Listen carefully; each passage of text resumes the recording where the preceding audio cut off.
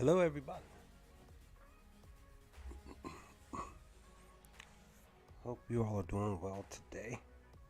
Check, testing, check. Checking the mic, checking the sound. I think the music is fine.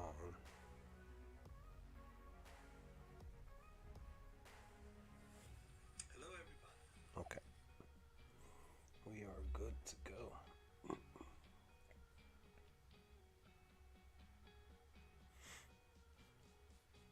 But I'm back. We're back with another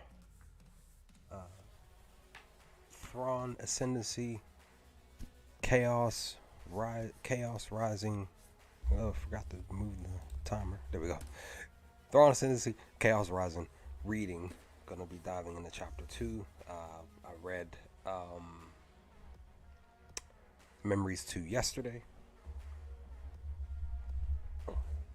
and I said that I would possibly look to read chapter 2 today, the very next day, or tomorrow. So I'm gonna do chapter 2 today. I've only been home for roughly about an hour, just getting off of work, and I said let me dive into this next chapter before I pretty much call it a day today, kind of wind down, and in roughly maybe a couple hours from now prepare to go to bed to go back to work in the morning, because I did a couple extra hours. Probably going to do a couple extra hours tomorrow instead of doing my usual 8 hours. I'm going to do 10, maybe 11, something like that tomorrow and Monday too, so we shall see. But again, Memories 2 was definitely a fun read yesterday, just because it was centered around Thrawn, Vorlip, Captain Vorlip, and her daughter, Eliostov, where Thrawn got tested by Vorlip, and we saw that Thrawn was assessing the ship that he was on, using that powerful and wonderful, great mind of his. But in the midst of that, most of that Memories 2 was more so about Eliasov, because she was her mind at 13 was focused on making adult decisions that she was really worried about. But Thrawn pretty much, and even just the chapter itself, was pretty much telling us that she really didn't have too much to worry about, just because the position that she's in, plus being Vorlip's daughter, she is pretty much going from a Skywalker to the non-ruling families, wherever she would be placed. But of course, at the end of the chapter, we notice that she decides that she wants to go to the myth. That's what she's thinking to do. And chapter 2 is going to be actually diving a little bit into that, or a whole bunch into that, for sure. Let's get ready to make it happen, guys. Let me just make sure, yeah. And actually, chapter 2 is actually a long one. It's 8 pages long. So this should be a fun one. And that's the thing, I didn't even get a chance to read, like go over, read, get my thoughts together, read. I'm just going to be diving into it, kind of reblind it a little bit. I'm going to be sharing my own personal thoughts. If anybody's watching this now, watching this later, after the stream is done, you can leave comments in the comment section. I'll be sure to read your comments and respond in kind, sharing your thoughts on chapter 2. If you're watching this now or later, you have the book, which having a book is way more, it just feels so much more better, so much more like perfect in your hand, like better than holding your phone or your Kindle or your tablet, or I don't know, just me personally. Don't get rid of books. I love books. Love the feel of them, all of that. But yeah, read along. But I'm just gonna start reading and share my thoughts and move forward. But here we go, chapter 2. The personnel officer shook his head. "Request denied," he said briskly. "Good day." Mythelia, Mytheliostov, aka Eliostov, blinked. Had she just heard him right? What do you mean denied? She asked. I have all the data work right here. Yes, you do, he said. Unfortunately, it needed to be filed 4 days ago. And that literally just hits me because it's like reminding me of something that I was supposed to do a couple of months back. Yeah. But at the same time, this email that was sent to me was encrypted, so I couldn't open it. I was struggling to open it. And it was a time sensitive thing. Yeah. But here it's just reminding me that. He said, unfortunately, it needed to be filed 4 days ago. Thalia's clenched her teeth. She'd had to fight the Myth family bureaucracy the whole way, tooth and tongue. And I like it how when it says, we usually say like tooth and nail, they say tooth and tongue, right? To get them to agree to this. Now, too late. She understood why they'd suddenly backed off the fight and given an end to her request. I'm afraid I don't understand, she said, forcing back her anger at the family. The man sitting in front of her was the key to getting her aboard the Springhawk, and she needed him on her side. I'm a member of the Myth family. The Springhawk is being commanded by a member of the Myth family, and I was told the fleet offers the right of observation. Yes, it does, the officer confirmed, but there are limits to that right. He tapped his questers.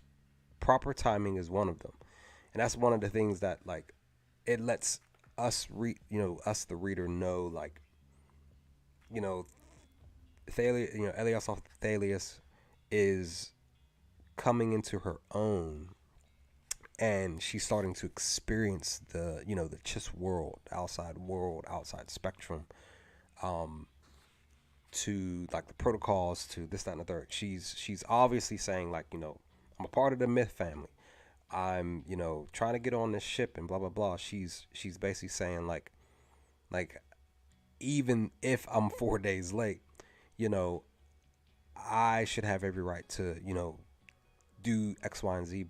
But she's not realizing that there are protocols that even if you have a position or rank, whatever, doesn't necessarily mean that you're going to get your way.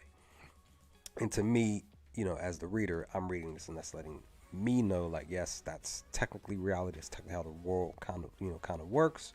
A lot of times you do want to make sure that you're on your P's and Q's when trying to make sure that you are heading in the right direction. And of course, boarding a ship like the Springhawk, right? Let's see. I understand now. Okay. I understand that now, Thalia said. Unfortunately, the family didn't make that clear to me. Typical. Isn't there anything you can do? I'm afraid not, he said, a little less truculently. Putting the mess onto the Myth family instead of him had edged him at least a little closer to sympathy for her current situation. There's processing time. There's processing time to consider, especially since the other senior officers' families have a right to challenge. They have a right to challenge, huh? I see, Thalia said. Always comes down to the families, doesn't it? It does seem to go that way a lot, the officer said, his stiffness bending a little more. Well, if I can't get aboard as an observer, is there any other way I can join the ship? Thalius asked. Some other job I could do? I'm proficient in computers, data analysis. Sorry, he cut in, stopping her with an upraising hand. You're a civilian, and the Springhawk doesn't have any positions for civilians. He frowned suddenly. Unless, just a moment. He keyed his questions, paused, keyed it again, scrolled slowly down the pages.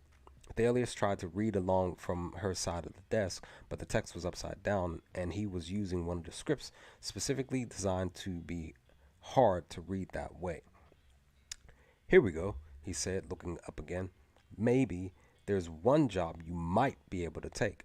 The Springhawk's just been assigned a Skywalker, but a caregiver hasn't been appointed yet. You have you have any experience with or qualifications in handling children? Not really, Thalia said, but I was once a Skywalker myself. Does that count? And as we're reading through this paragraph, he, of course, he's starting to simmer down, like they're saying, and he's really trying to work with her, which is very beneficial, right? And then it just lets us know, like, okay, she's no longer a Skywalker. She used to have a caregiver, so now it's telling us basically that it's getting ready to switch. She's getting ready to switch roles. Like now, she's getting ready to become a caregiver to a Skywalker. This is what the chapter is really helping us understand about her character as of currently. Excuse me. Um, yeah, not really, but Skywalker myself. Does that count? His eyes widened. You were a Skywalker? Really? Really, she assured him. Interesting, he muttered. His eyes sprinkled back to normal, and maybe just a little in the other direction. 100 years ago, all caregivers were former Skywalkers, or so I've heard. Interesting, Thales said. There was her opening. If she wanted to go for it. It wasn't an easy or obvious answer. That part of her life was far behind her. More than that, it was filled with some memories she'd just as soon leave there. Of course, many of those unpleasant memories were wrapped around the women who'd been assigned to look after her aboard her ships. Some of them had been reasonable, others hadn't understood her at all. She would be on the other side of the relationship this time, which should help a lot. Like I said, roles, things, it's switched, shifting and changing, and she's found basically like her, from what the chapter is saying, like a loophole for her to get on the ship. This is her chance, right? Maybe, but if she was being honest, she would have to admit that she probably hadn't been the easiest of caregiver assignments either. A lot of that time blurred together, but she distinctively remembered several long term sulks and more than a few full rage screaming fits. Fits. To take that job onto herself, to face a Skywalker with all that entailed, to try to make a little girl's life less stressful. She squared her shoulders. Visiting those dark parts of her past would be hard, but it might be her only chance to once again see Thrawn. Yeah, right. It would certainly be her best chance for real observation of him. All right, she said. Yes, I'll take it. So, yes, of course, she's doing this because she wants to get on the Springhawk. She wants to see Thrawn. But again, she's making a decision to basically take on the role of a caregiver for the first time. I feel like she at least, Thalius at least understands the role of the caregiver, but it's just that she hasn't been at the position. She was on the other end. She was the Skywalker being tended to by these other caregivers at the time through her younger years. But she's deciding to take on this role now because again, she really just wants to get on the Springhawk to be able to be an observer of Thrawn and how he flows and moves on his daily routine. But again, she's gonna be more than likely, too distracted while being a caregiver now. Whoa, the officer warned. It's not that easy. You'd still need. He broke off as the door behind her opened. Thales turned to see a middle-aged man stride into the office. Pinned high on his yellow outwrapped robe was the sunrise crest of a myth family syndic. I see I'm not too late, he commented. Mithelios, I presume? Yes, Thalia said, frowning. And you? Syndic Mithurf... I'd be butchering these names sometimes. Mithurfionico. The man identified himself, his eyes shifting to the officer. I understand the young lady is trying to secure a place aboard the Springhawk. She is, Syndic, the officer said, his eyes narrowing a bit more. You'll excuse me, but this is a matter for the fleet, not the aristocrat. Not if she's going aboard as a myth family observer, Thurfian said. Thurfian countered, excuse me. The officer shook his head. Her data work isn't in order for that. Someone in the family delayed the processing, Thalius added. I see, Thurfian said. And there's nothing that can be done. There's an opening for the Skywalker's caregiver, Thalia said. We were just starting to talk about that. Perfect, Thurfian said, brightening. What still needs to be done to make that happen? It's not that easy, the officer said. Of course it is, Thurfian said. The position's open, and the Myth family still has the right of observation. The approvals haven't been completed. I'm completing them now, Thurfian said. And just like that, as we're seeing, like, Thurfian comes in at the right moment. You know, what a coincidence. Like, she's struggling to get to the ship right. And, you know, more than likely, it would have been halted a little bit longer, a whole bunch longer, because, you know, Thalius has to go through the processes of stuff. But again, as always, it's not what you know, it's who you know. Thalius comes in, and he just literally just like, all right, look, we're doing the process right here, right now. She's getting on the ship right here, right now. You know what I mean? Yeah. He handled that quickly. The officer shook his head. With all due respect, Syndic, with all due respect to you, Thurfian interrupted. He drew himself up, and suddenly Thalius had a sense of the true power of the Syndicure wielded. It stretched far past their political authority, carrying the full weight of Chiss history. The Ascendancy lies under a threat of attack, Thurfian said, his voice low and dark. The defense force and expeditionary fleet need to stand at full readiness. Every ship that requires a Skywalker needs to have one, and a Skywalker cannot go aboard without a caregiver. The Springhawk leaves Napier in 4 hours for combat. We don't have time. You don't have time to dither around. He took a deep breath, and it seemed to Thalius that his stance and manner softened a bit. Now, you have here a caregiver who's ready, willing and able to serve. You have you have her family's authorization to be aboard. Surely you can find a way to provide the Springhawk the resources it needs for the task that lies ahead. For a moment, he and the officer remained silent, their eyes locked. And I crack up at this part because now I'm remembering this moment where they're staring at each other. It kind of reminds me of that meme. I don't remember specifically what it was, but it's the rapper Puff Daddy, and he's staring at somebody else, but they're both like smiling at each other, or should I say, the one guy smiling at Puff Daddy, and Puff Daddy's looking at him with a serious face, but they're just like locked eyes. It just reminded me of that meme just now. Let me see. The rivalry between the fleet and the aristocrat. But there were reason and urgency in Thurfian's argument, and the officer clearly knew it. Very well, he said. He lowered his eyes and worked his questions a moment. All right, he said, looking up at Thalius. Your orders, instructions, and authorizations are on your questions. Read them and be where you're supposed to be when you're supposed to be. There. His eyes flicked to Thurfian. As Syndic Thurfian said, the Springhawk leaves in 4 hours. This part here, when Mr. Mark Thompson read this in a specific voice, I always replay just this part where the character says, read them and be where you're supposed to be when you're supposed to be there. Like, he specifically said it in a tone and in a specific pitch, and very quickly. It was just funny to me. I always laugh at this moment here. It was just the sound. It was just the way that the character said it. I always found it funny. Let's see. Thank you, Thalius said. You're welcome. He gave her a small smile. Welcome to the expansionary fleet, caregiver Thalius, and best of luck with that Skywalker.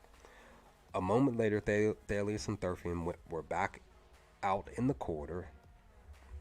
Thank you, Thalius said. You were just in time.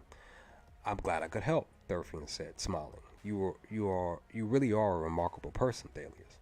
She felt her face warm. Thank you, she said again. And as I helped you, Thurfian continued, there's something you can do to help me. Thalius felt herself draw back from him. Excuse me, she asked carefully, coming to a halt. Time is short, Thurfian said, taking her arm and starting them moving again. Come, I'll tell you on the way to your ship. And then we're getting ready to cut to a whole new scene. So there's obviously another reason why Thurfian shows up here in this moment. Again, it's not just coincidence that he shows up to be able to help her, um, to get her on the ship. Now he's getting ready to really dive into something specific per this chapter, per Thalius, per the Springhawk.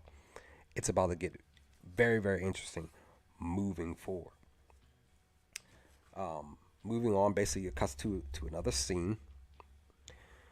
It had been 2 decades since Thales had to even read a military timetable, let alone follow one. Fortunately, once the initial shock wore off, old habits and reflexes took over, and she made it to the Springhawk's shuttle in plenty of time. The young girl was waiting in the Skywalker suite's day room when she arrived, sprawled across a massive chair and playing a tap-click game on her Questus. She looked to be 9 or 10, but Skywalkers tended to be on the short side, so that was only a guess. She looked up at Thalius. She looked up as Thalius came through the hatchway, gave the woman a rather suspicious-looking appraisal, then returned her attention to the game. Thalius started to introduce herself, remembered how touchy she'd usually been whenever a new caregiver came to call, and instead took her luggage to her part of the suite. She took her time getting settled. By the time she once again stepped into the day room, the girl had set her Questus on the chair beside her and was gazing moodily at the line of repeater displays set into the bulkhead beneath the snack bar. "Have we left yet?" Thalius asked. The girl nodded. "A little while ago," she said. She hesitated, then furtively looked over at Thalius. "Are you my new momish?" I always giggle at this part because I thought that the way that she said it to Thalius was very, very cute. "Are you my new momish?" I'm your new caregiver," Thalius said, frowning slightly. "Momish? Was that a new official term for her position, or was it something this girl had come up with on her own?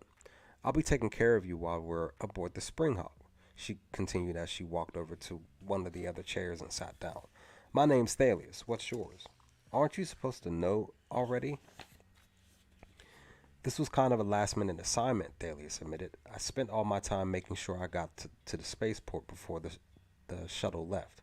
"Oh," the girl said, sounding a little confused. She was probably used to caregivers with more discipline and competence. and competence. "I'm Cherry." "Nice to meet you, Cherry," Thalius said, smiling. "What game were you playing?" I just want to stop and say we have to protect Cherry at all times. Cherry is precious, very, very precious. We have to protect her at all costs. You know. Okay. Just clearing these notifications on my phone. Nice to meet you. What game were you playing? "What? Oh." Cherry touched her Questus. "I wasn't playing anything. I was drawing." "Really?" Thalius said, wincing a little. "Jasmine from Tahini. Mama Shizuki, right?" You said also kind of sad but sweet. How are you? How are you today?" "Jeannie, I'm sorry. It was blurry when I was trying to read your name. Please forgive me. Uh, Jeannie, how are you? Welcome to the stream. Hope you're doing well today." Is it? Am I saying? Is it Jeannie or Jenny? Please forgive me. I don't mean to. I want to make sure that I'm pronouncing your name right.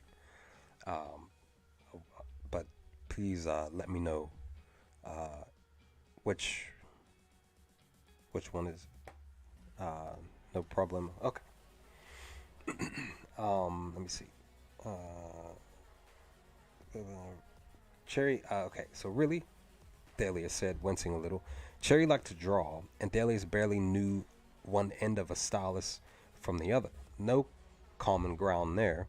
"I didn't know tap click could be adapted to artwork." Ah, Genie, like, yeah, okay. All right, cool, cool, cool. All right, cool. Thank you. I just wanted to make sure I was pronouncing your name right.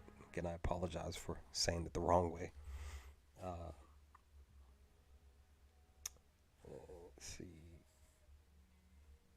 Yeah, I didn't know tap clip could be adapted to artwork.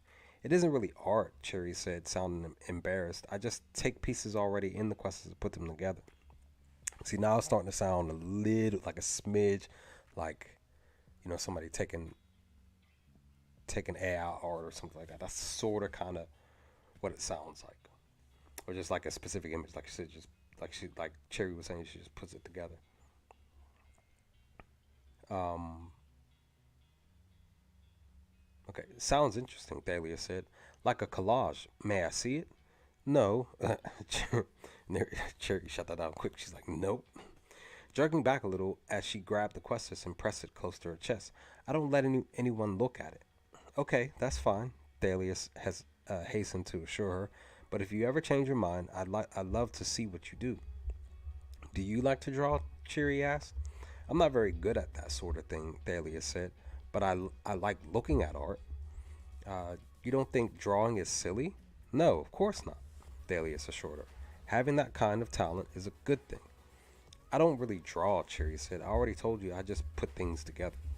Well, it's still a talent, Thalia said doggedly, and talents are never silly. Cherry lowered her eyes.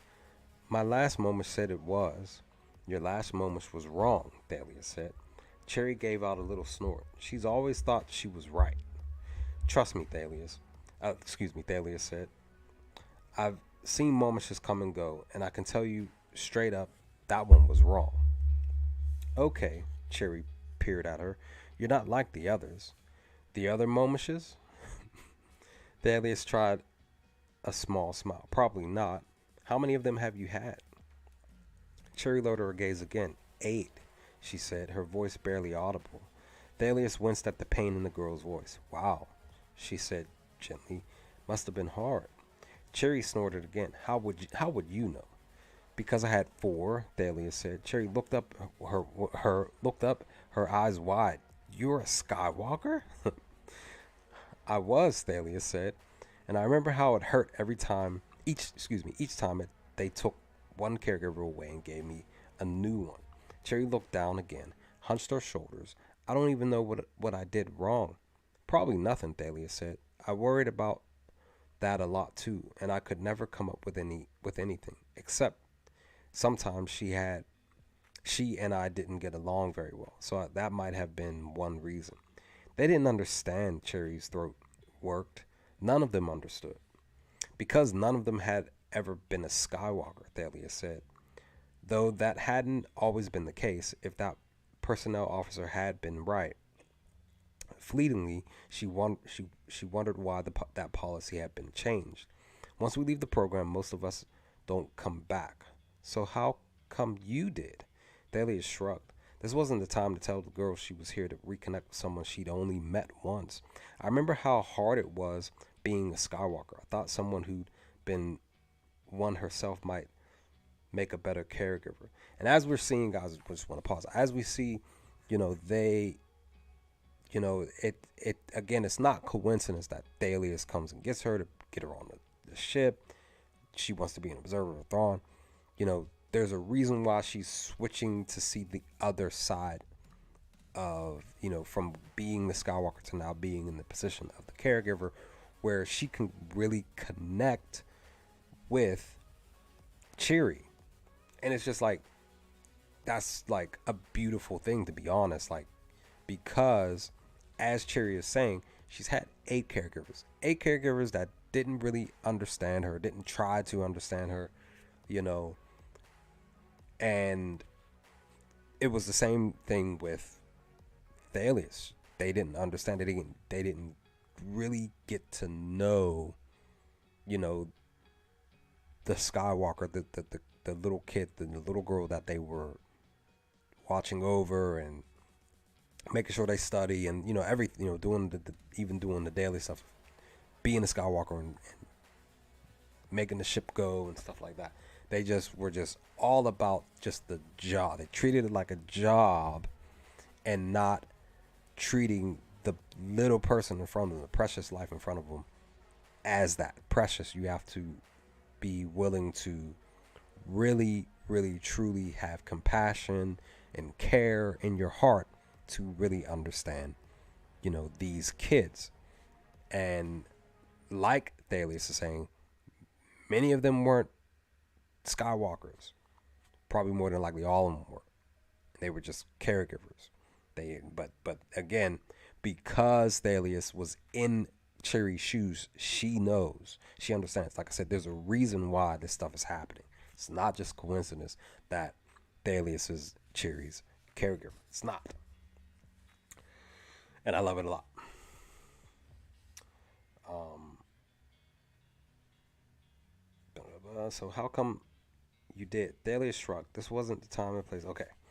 Uh, I thought someone who'd been one herself might make a better caregiver. Until you leave, Cherry muttered. They all do. But not necessarily because they want to, Dahlia said. There are all sorts of reasons for caregiver transfers. Sometimes a Skywalker and caregiver just don't get along, like you and your last one, and me and that one I just mentioned.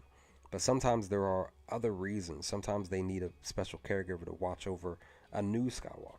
Sometimes there are family disputes. I mean, between the various families that get in the way.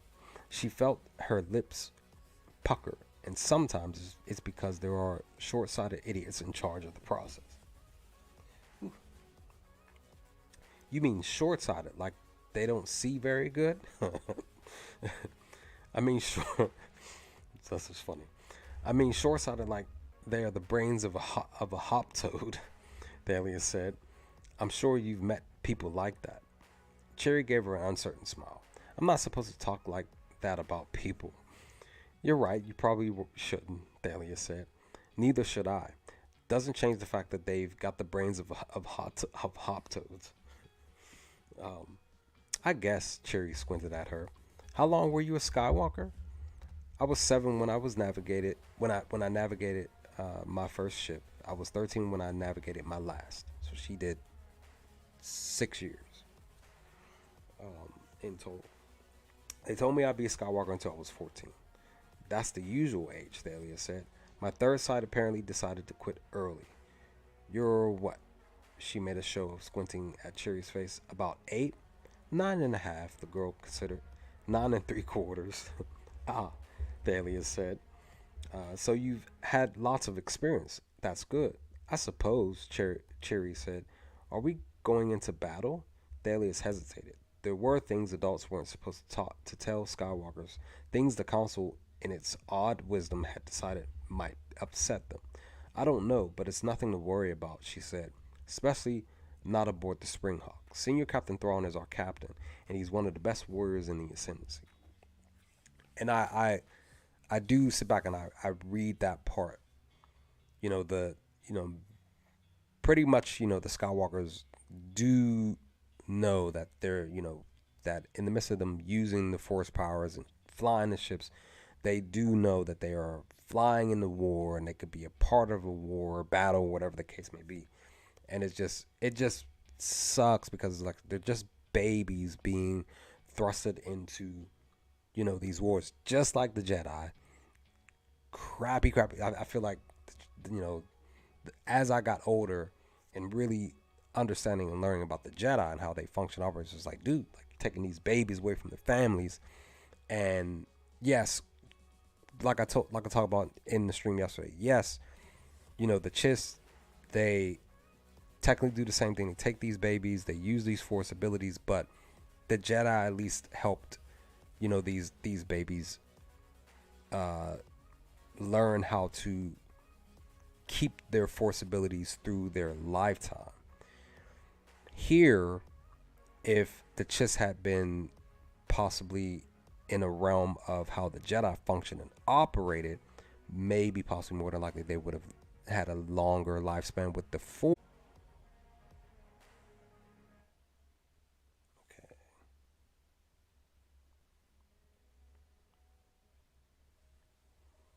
I'm still here.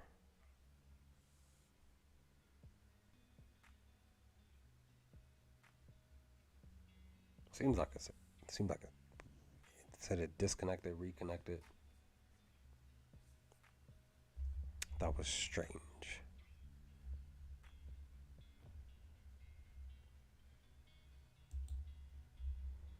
Like I said, it seems like I'm cool.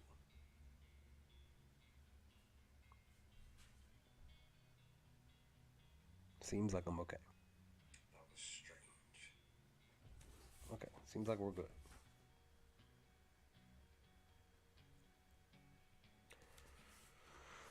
But yeah, like I was saying, they maybe, maybe the chess, and their, the kids and stuff. Maybe they would have, it would have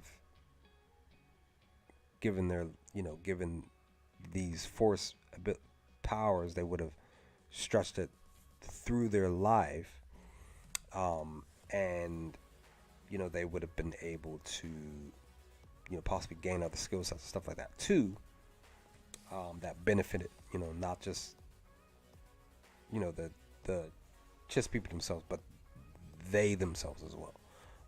So yeah. Let's see.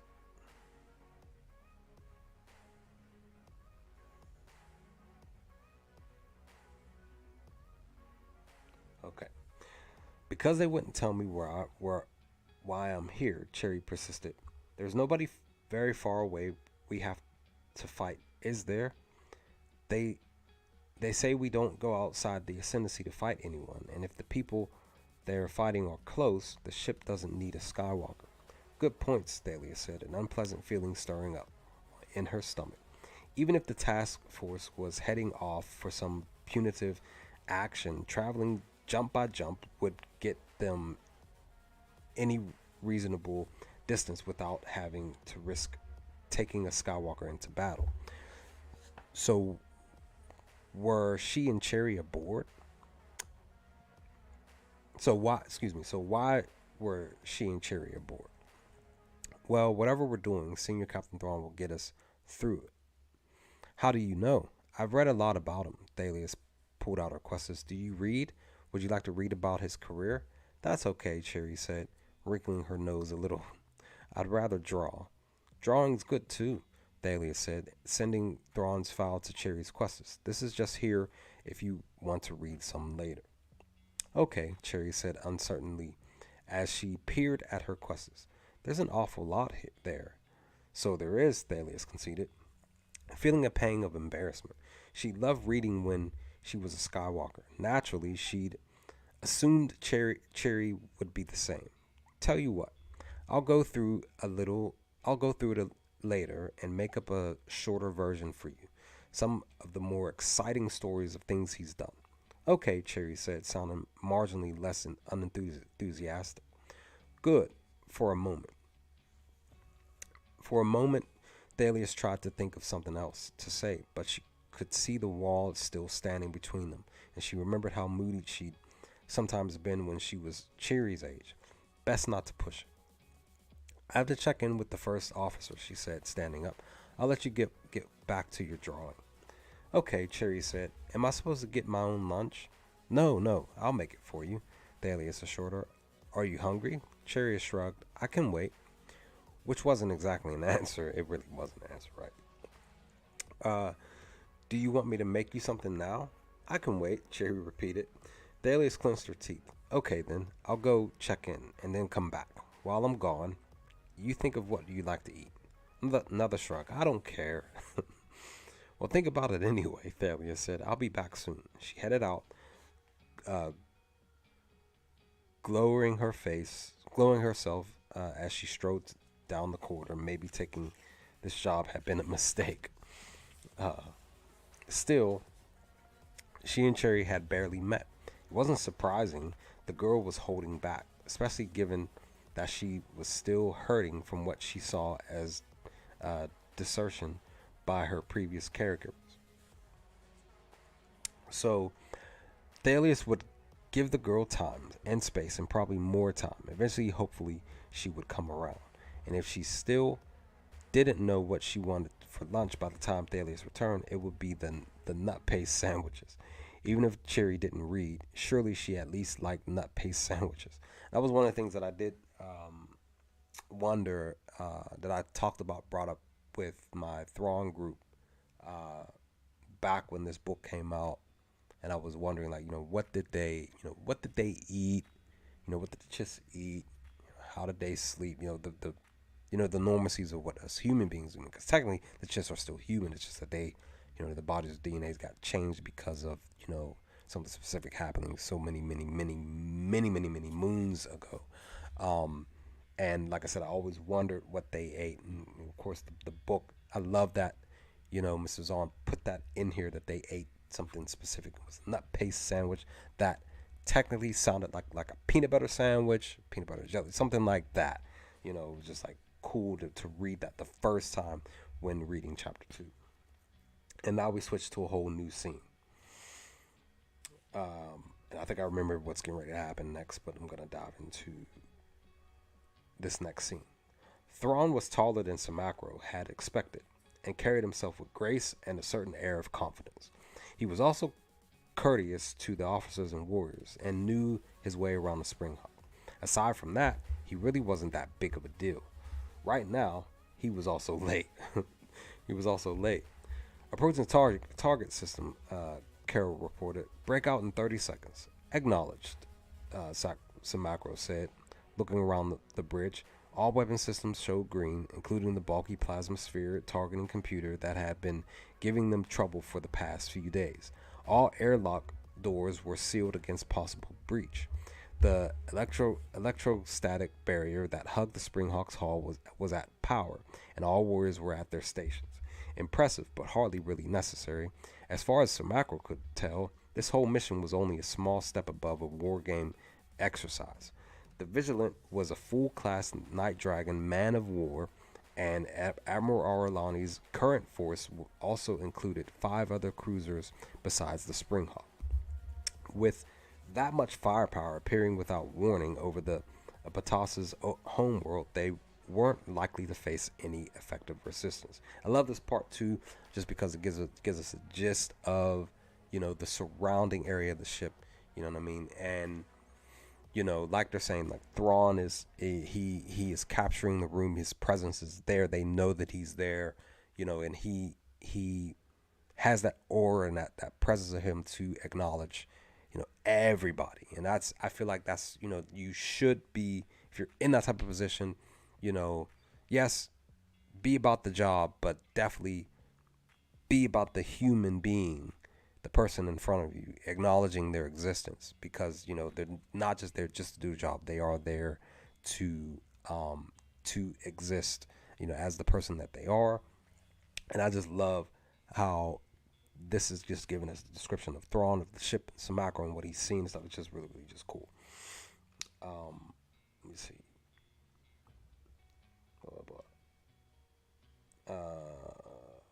Okay, so none of which meant that Springhawk and its crew should be anything less than fully professional here, of course. And that professionalism includes his captain. If Thrawn wasn't here by the time they left hyperspace, Samacro would just have to take over. Of course, like I said, Thrawn was late.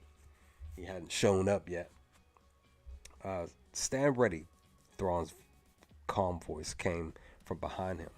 Samacro turned, fighting back a reflexive twitch.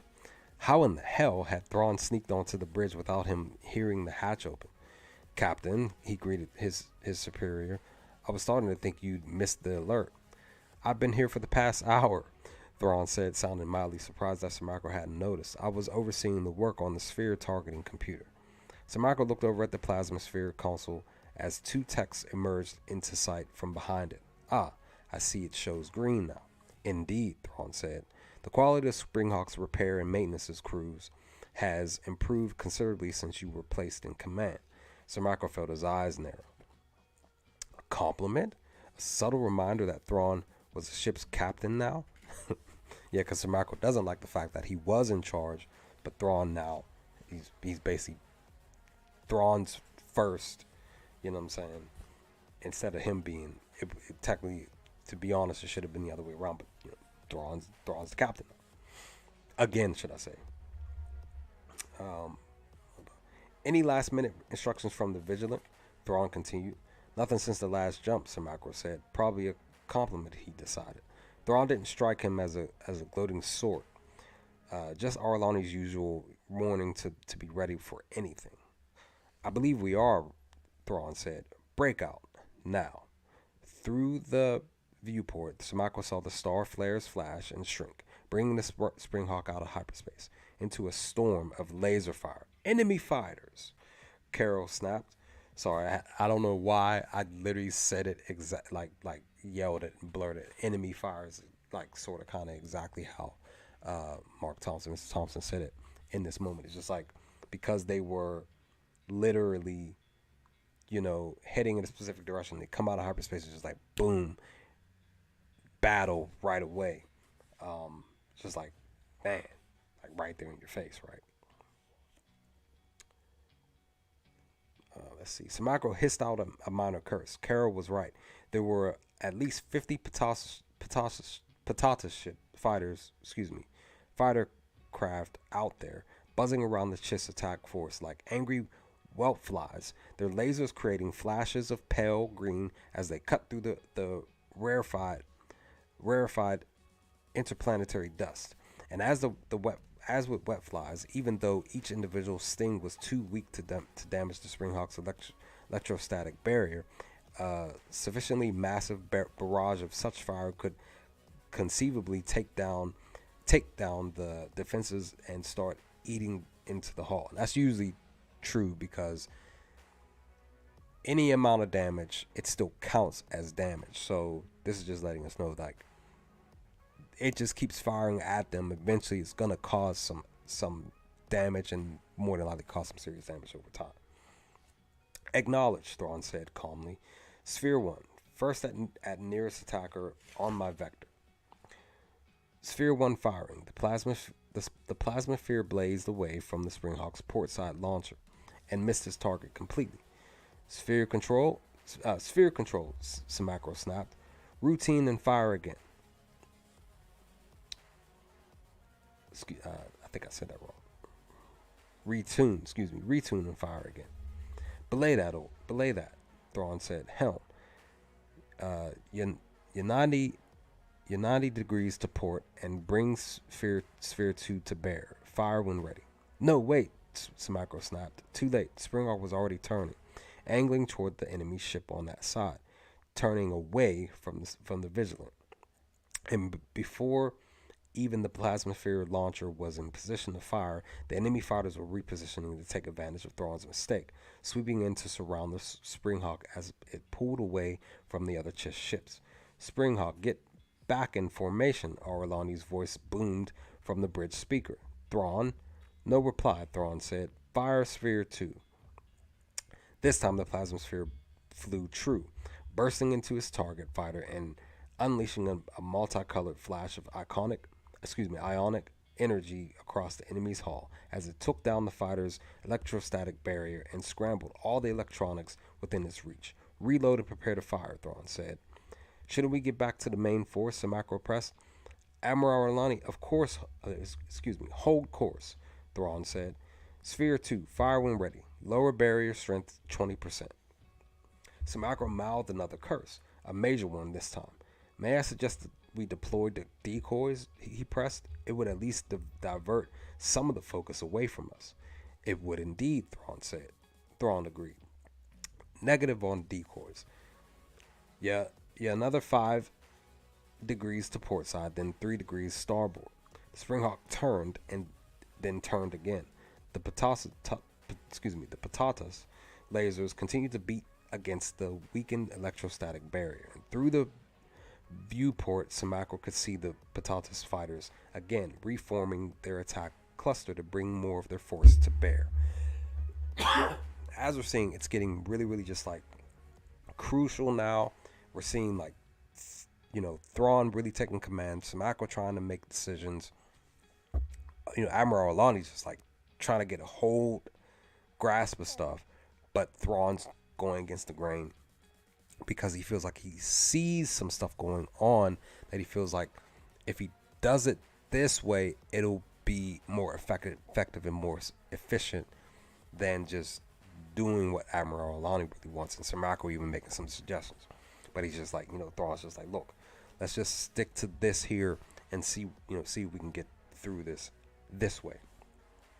Captain, if we don't get back to the others, we're not going to last long, he warned quietly, wondering distantly what had happened to the Thrawn who once brought renowned to the Springhawk.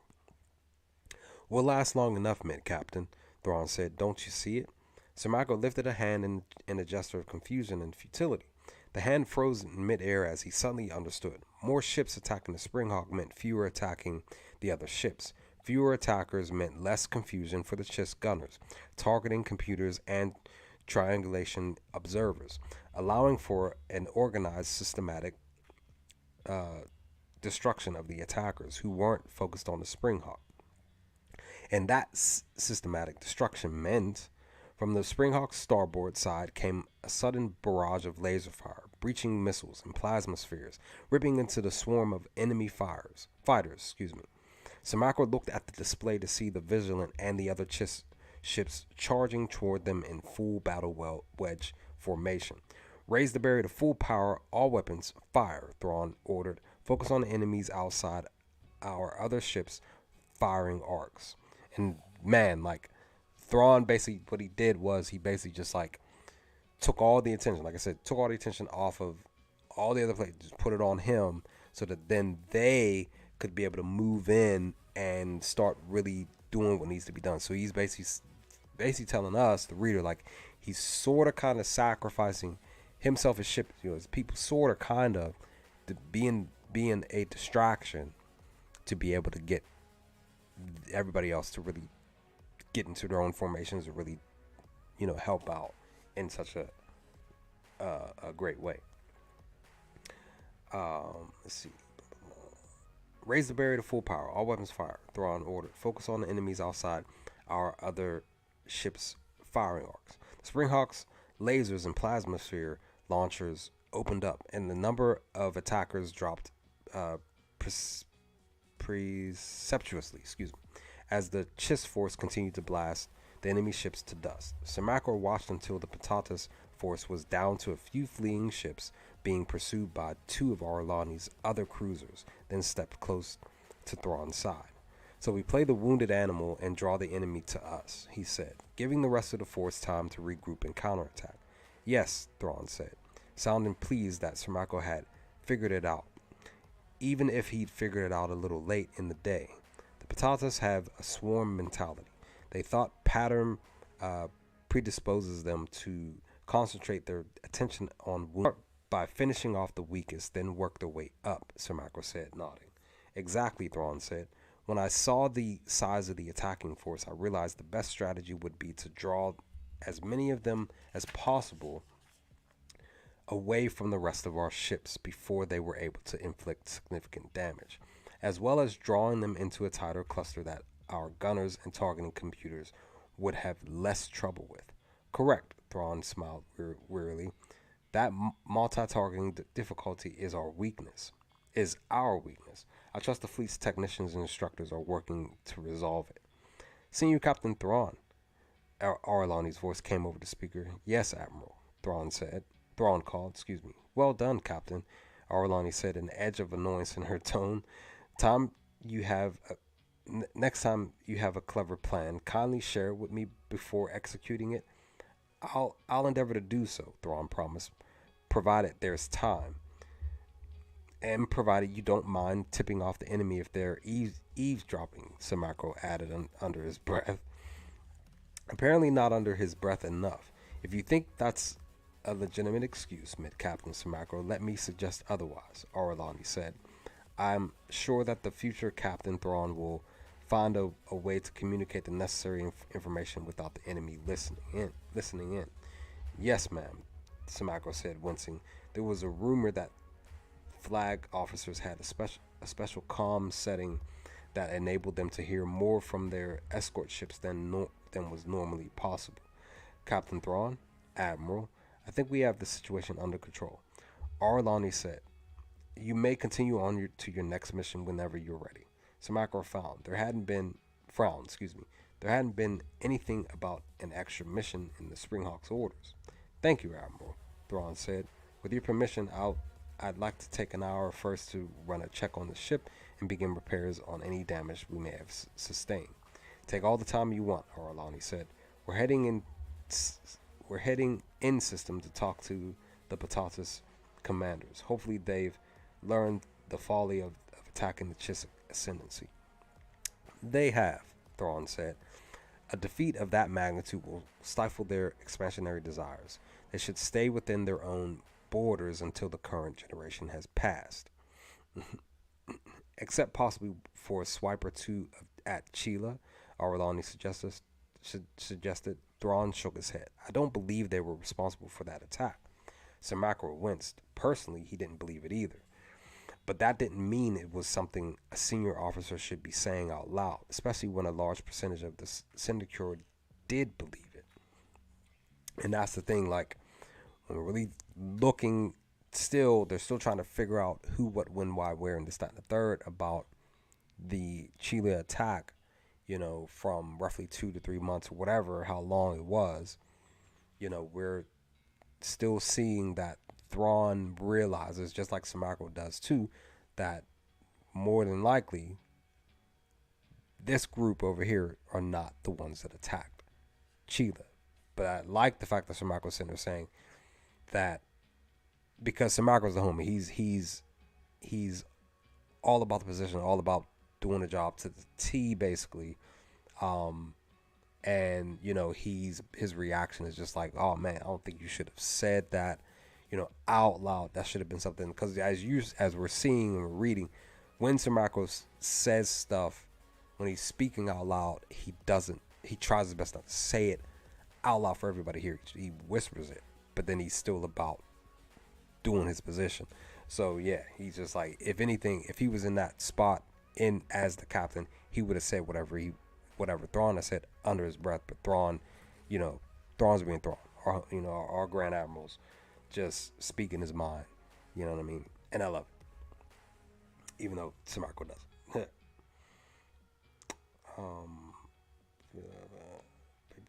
Let's see. Okay. So yeah. Samarco wins. Personally, he didn't believe it either, but that didn't mean it was something a senior officer should be saying out loud, especially when a large percentage of the Syndicate did believe it. Perhaps, Arlani said, her words and tone much more politically acceptable and neutral. That's for others to investigate. Get to your repairs and let me know when you're ready to leave. Admiral out. There was the sound of the comm disconnecting. Mid-Captain, please initiate a full status check, Thrawn said. Pay particular attention to the weapons and defense systems. Yes, sir, Samarco said, feeling a trickle of relief. And with that, they were done with politics, at least for now. All personnel, full examination of the ship. Section chiefs report status when completed. There was a chorus of acknowledgments, and the bridge descended into a studious silence as the personnel began their scans. I hope you're right about the patatas, Samarco said. Just because the Chile attackers used different ships doesn't mean they hadn't scavenged something that would hide their identity. No, Thrawn said. You saw their tactics here, swarming with overwhelming numbers. Their tactics don't allow for what we saw at Chile, particularly not a half-hearted attack that cost 3 ships. No, the Chile attack was launched by someone else. Why couldn't they have talked someone else into doing it for them? Samarco suggested, perversely unwilling to let it go. He'd never been comfortable with gut level conclusions. As far as he could tell, that was all Thrawn had here. There are pirate gangs out there that could be hired to launch a feint. The purpose of the attack was certainly to draw our attention, Thrawn said, but not from this part of the border. His lips compressed briefly. Once we've left the rest of the task force, I'll be able to tell you and the other senior officers about the mission Admiral Arlani mentioned. Yes, sir, Samarco said, eyeing him closely. He'd never been comfortable with top secret missions either. Any chance of a preview? Thrawn gave him a small smile. Yes, I always hated sealed orders too, he said. What I can tell you is that there may be a new threat on the other side of the Ascendancy. Our task is to locate, identify, and evaluate this threat before they turn their attention to our worlds. Ah, Sir Marco said. So that was why they suddenly had a Skywalker assigned to them. Jump by jump was an inefficient way to travel any real distance into the chaos. And with this kind of investigation, there was no telling how far out the search would take. Now, when they're mentioning here,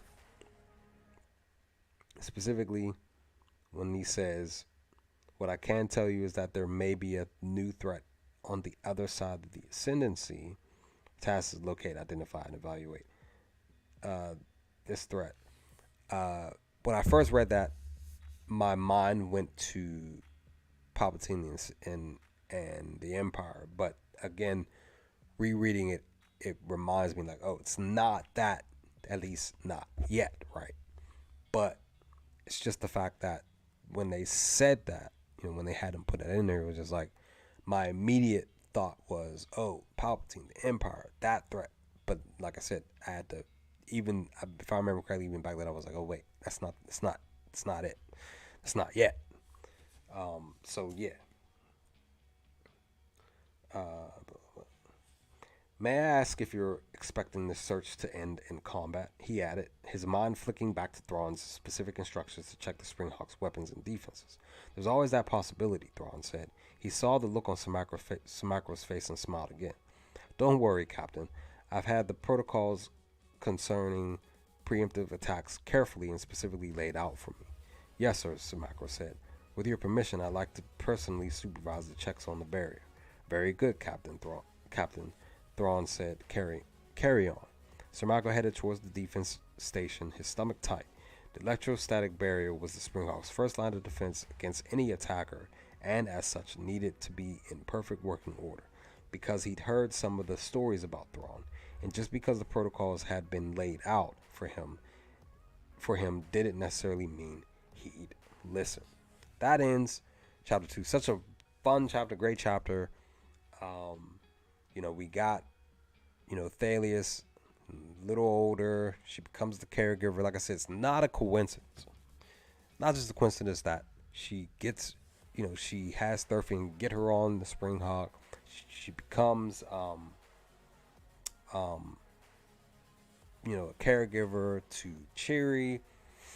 Then we get Thrawn. We get a battle. We get him and Sir Macro butting heads about what to do. We get Admiral Arulani trying to shut, all this stuff. But again, Thrawn does with the quickness to be able to get things to shift in such a way to be able to make it work out for them, for everybody, when it's pertaining to their side of the battle.